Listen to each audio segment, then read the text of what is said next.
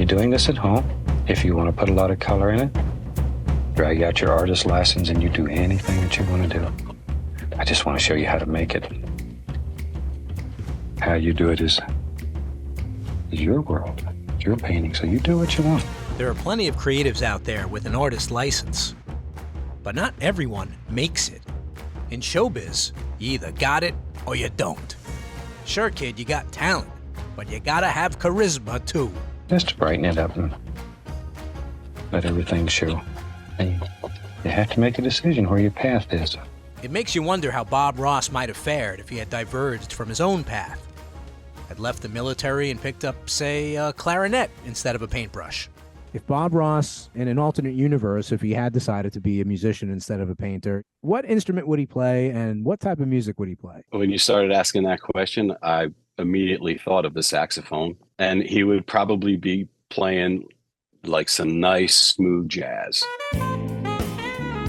I could see him in a smoky nightclub with dim lights, hanging out in the corner with his afro and his sunglasses on. Let's see, if Bob was in a band, what style music would it be and what would he do? Man, that's a good question. I think he would be like a rhythm guitar player, or like a Hammond organ player or something, just sitting in the back, making everything happen.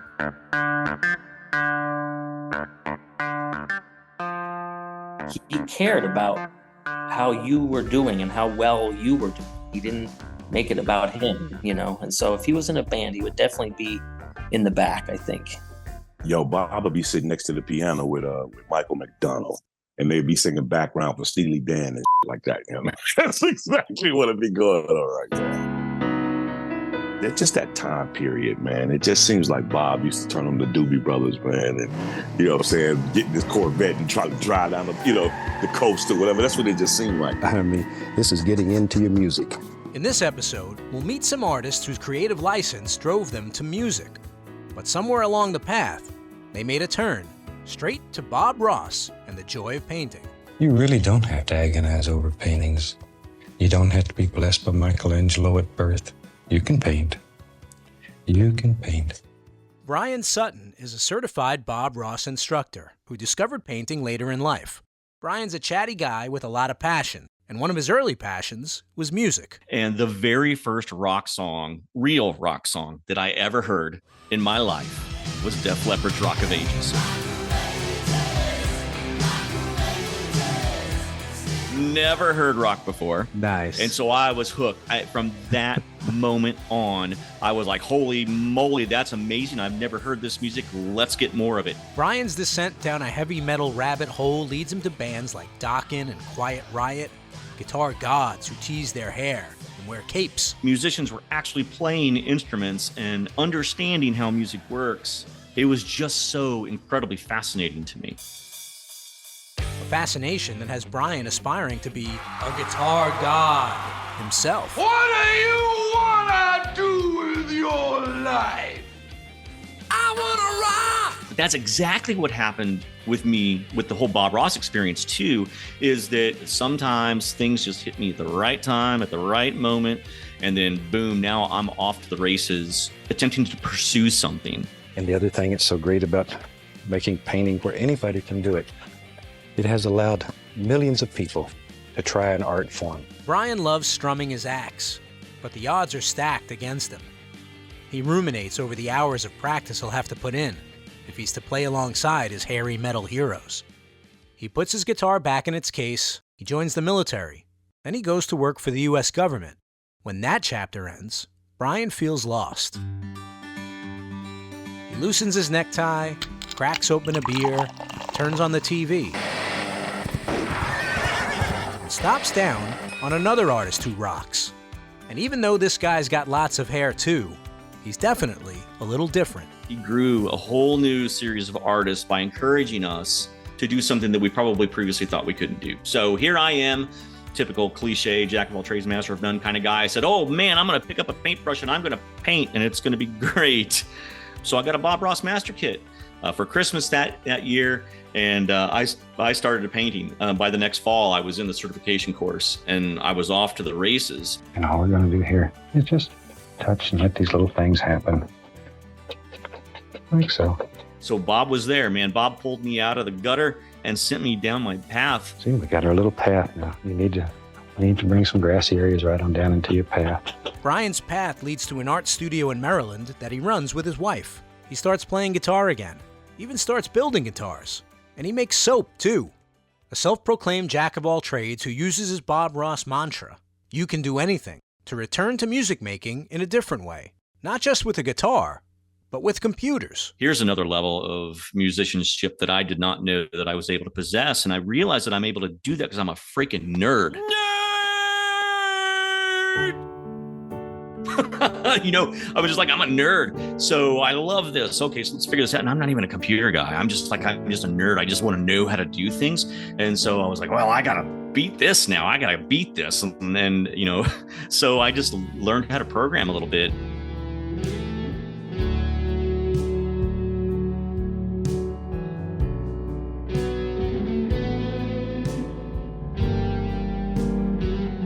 That's Brian's original composition, Thanks for Being You. And speaking of nerds who love computers. My name is Chris Severin, and I'm from Bethlehem, Pennsylvania. Chris Severin comes from a musical family. His grandfather was a professional organist. His uncle played drums. It was inevitable. By age 11, Chris had gotten the bug. They used to call me the musical mercenary because I would play with any band, any genre, any type of music just to be out playing. You know, I played in country bands, I played in rock bands, I played in oldies bands, I played in polka bands. It wasn't until after my grandfather passed away that I was like, you know what? I've spent my whole life playing other people's music. I'm going to start playing my own. Using the pseudonym Nykel Might, Chris makes music inspired by the TV shows and movies he grew up with in the 80s. Stuff like The Terminator, Tron, and Knight Rider.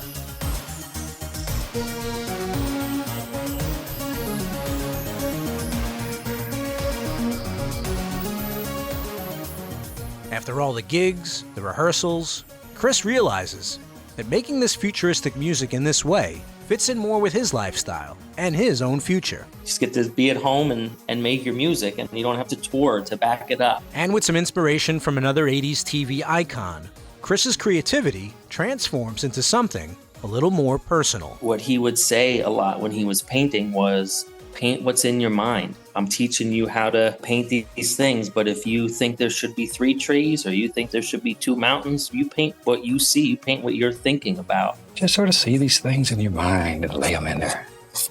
Let them happen. Don't fight it. Don't fight it. Maybe right here on this edge. A little bit of lights. There it is. He says that all the time. It's your world, you create it. And I really did consciously take that approach to writing my own music.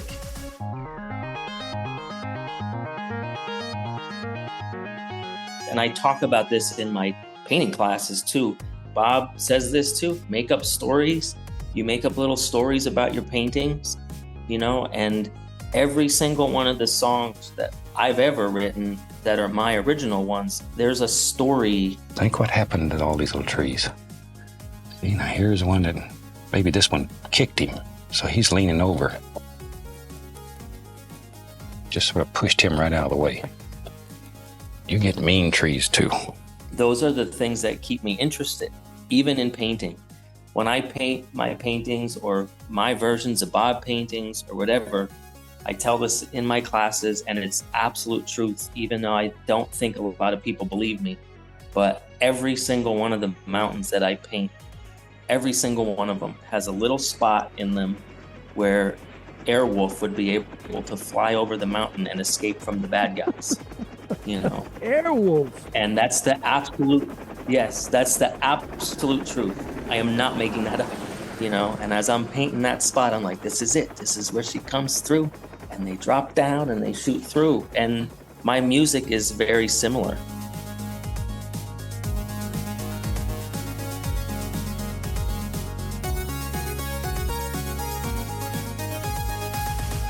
Art is a form of self-expression. It's a form of communication.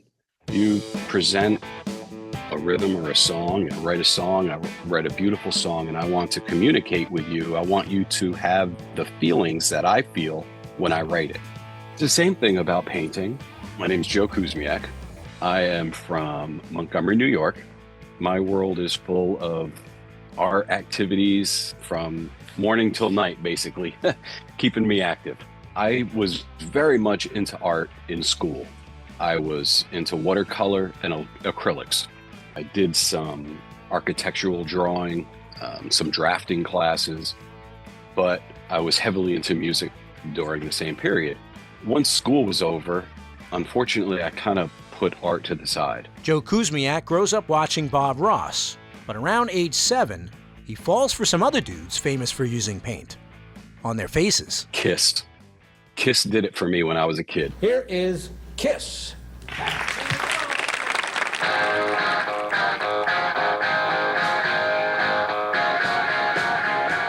Kiss may just be the Bob Rosses of hard rock, with a fan base that spans generations and the countless stories about how they've changed people's lives.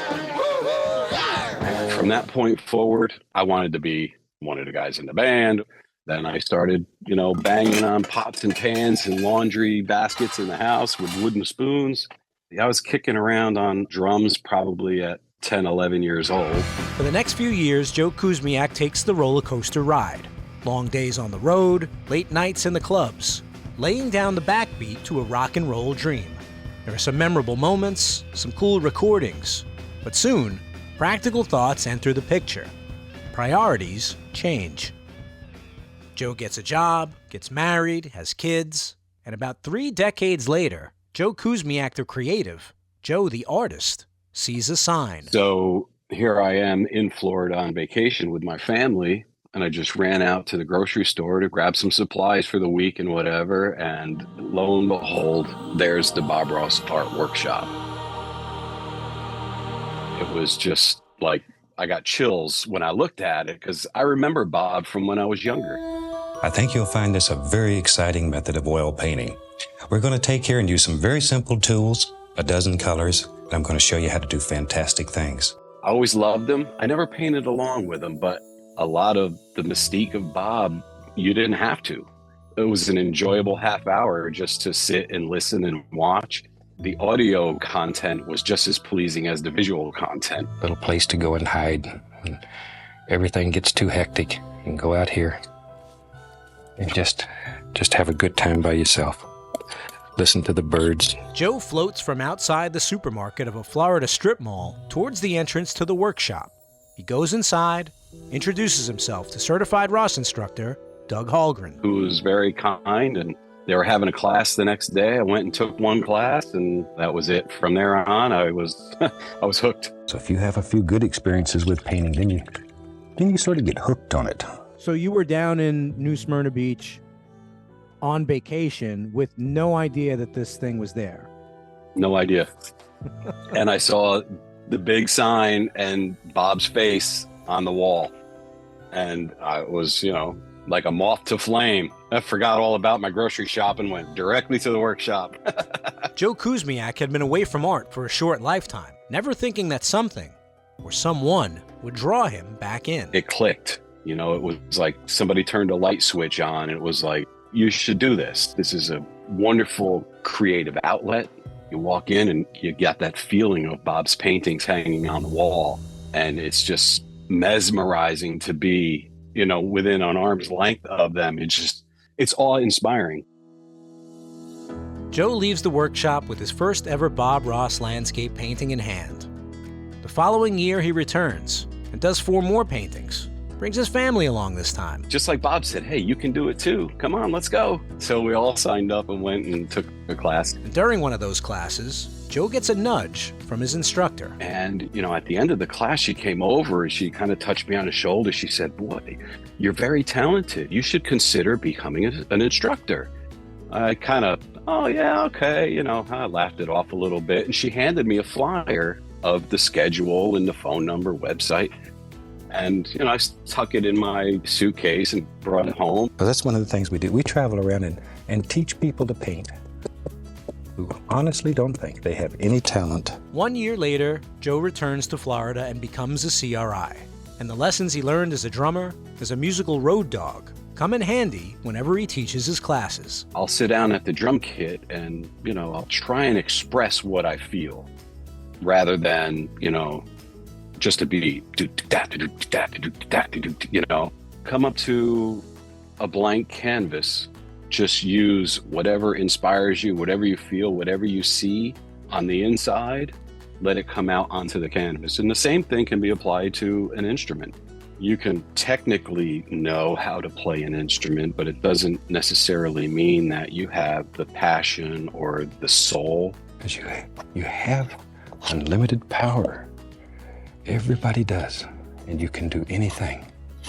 All you need is just a little inspiration and a little knowledge, a little practice to take over the world if you want to. Yep, in showbiz, you gotta have passion. You gotta have soul. You may not wind up on TV or playing outside in front of thousands of fans. But if Bob Ross has taught us anything, it's what your art does on the inside that matters the most. That little sparkler way back here. I like these little paintings. They make you feel good inside. And that's what life's all about. Makes you happy.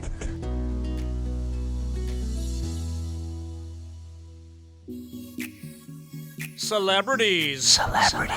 They're famous. They're rich. With their fancy cars and their fan armies. But celebrities can be fans too. Fans of yachts, of caviar, of courtside basketball and bottle service. And of course, fans of Bob Ross. Shoot, this is a big time cabin. Fancy cabin. Got a window. Need more proof? Don't ask me. Ask pop star Demi Lovato. Who is Demi Lovato's favorite artist that's not Demi Lovato? Bob Ross. And that's not all. Kid Rock, Brad Paisley have given old Bobby his flowers in interviews. Hollywood heavyweights Jack Black, Ryan Reynolds, and Owen Wilson have all donned the big wig and got their Bob Ross on. But there's one big fish here in Los Angeles who doesn't just sing high praise for our happy painter. He's a talented street artist in his own right, and an icon in the world of hip-hop. My name is Charles Stewart, a.k.a. Charlie Tuna, from a group called Jurassic 5.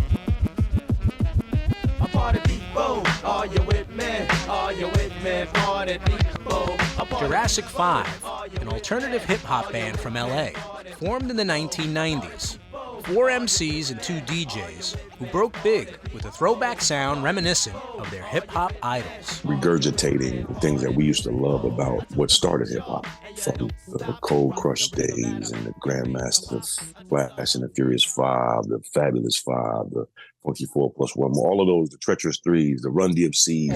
In the dark places, catch you when you start making your hard places as we funky for your dark spaces. That's kind of where we were. We had a line that said we're paying homage as well as returning favors. And that's kind of what it was. And that's what I loved about our group. Paying homage and returning favors is a backbone of the musician's creed, a philosophy held by a lot of artists, too. When I started this, I'd never believed we would have this many television series and that this many fantastic people would watch us. And I'd like to thank you for making this one of the most popular how-to shows ever.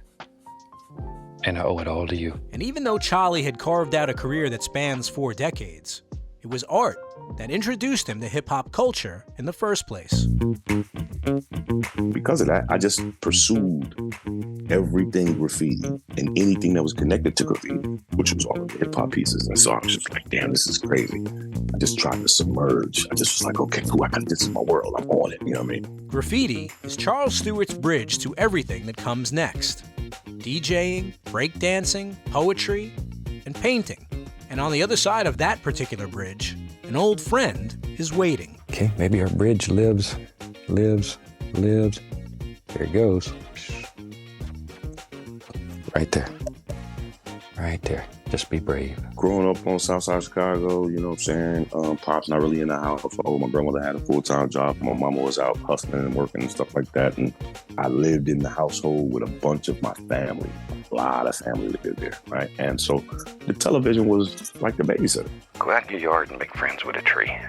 People, they'll look at you like you're a little weird, but just tell them you're an artist. Boom, boom, boom, boom, boom. You hear the music and you're like, oh, that's the guy with the afro, you know, and I would watch him paint. And I would be so amazed at how fast and efficient everything that he did was. Let's see how quick you can drop these in.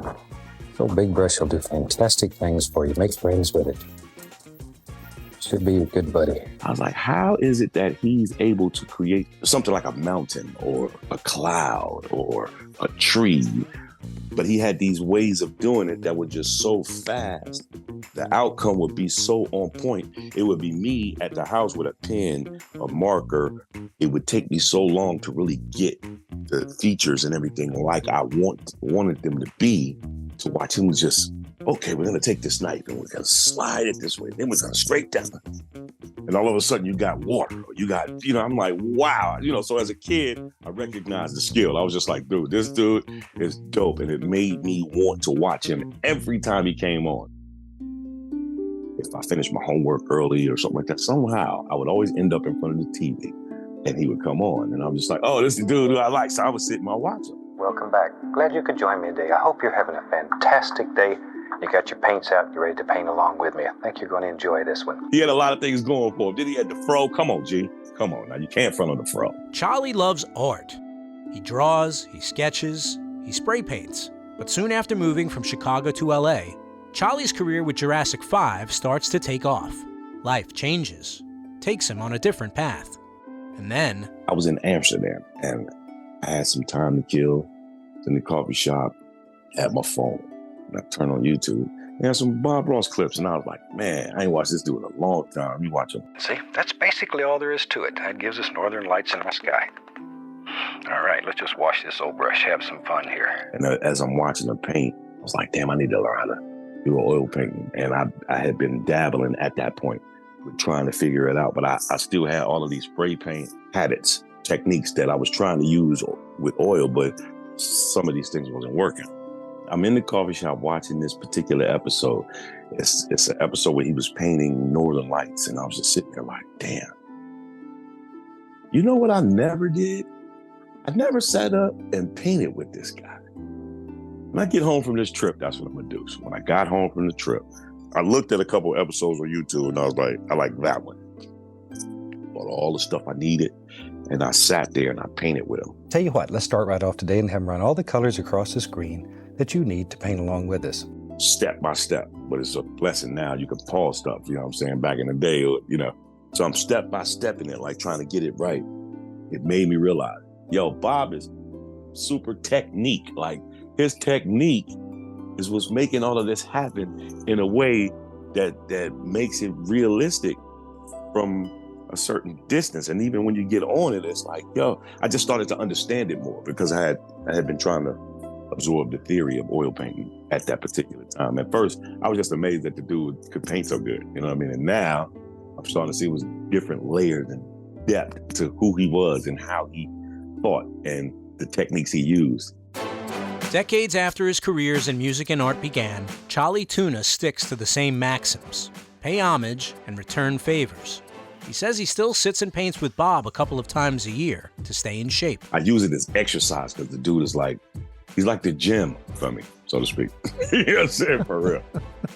Yeah, gotta get your reps in. Yeah. Exactly. I think a lot of Bob's popularity comes from the way he was able to convey through how he talked, the tone of his voice, the things he chose to say, the little small corny jokes he cracked here and there. All these type of things like that are things that bring the average person in and allow them to drop their guard while they're watching something incredible happen in front of them. And that's something, though, that you can create a sky like that in just a matter of a minute or two. You can do it. You can do it. People are now able to see just how incredible of a man and human being he was, as well as an artist. There's a love here. There's a caring. It's a caring for nature. It's a caring for your fellow human being. And it shows. It's tough to measure up to our idols, whether they be painters or rappers, or in Charlie Tuna's case, both. That's why these folks are rock stars no matter their trade. They set the bar high, not just as far as talent, but also in their commitment to craft. That dude is consistent, man. I gotta keep going, even in order to be as good as this guy. Everything that I do musically, all the attributes that help me painting, I use in my music. I attribute that to watching Bob Ross, man, and just contemplating his collection. I've painted so many paintings, and I still get excited when I see this work. Guess that's the kid in me. It never gets old. That's one thing that's so fantastic about painting. If you paint 1,000,000 paintings in your life, you're never going to be satisfied, and the next one's going to be your masterpiece. And there's always something to learn. Every time you paint a picture, you learn something that will help you when you do your next one.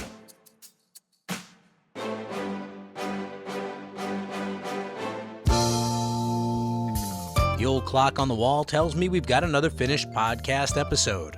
I want to thank my guests, Joe Kuzmiak, Chris Severin, Brian Sutton, and Charlie Tuna.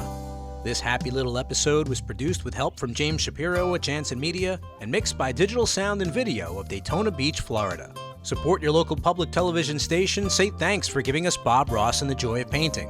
We want to see your paintings. Use hashtag #PaintLikeBobRoss. Bob Ross certified instructors, they're the only ones that know how to teach you Bob's world-famous painting method.